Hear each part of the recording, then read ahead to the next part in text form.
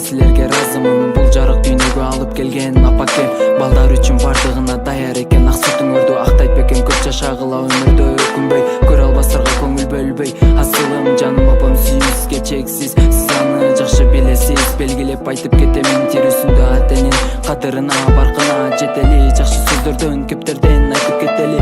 Ардагым алтын атакем, сиз бар үчүн мен бармын. Сизде да жок бул аламда теңдеши жок, башка сөздүн кереги жок. Бир сөз менен жеткизем, менден кичине белек болсун силерге. Алыста жүрөт балдарың, сагындым атакем, апакем силерди. Тазим кылам силерге, кабыл алып койгула.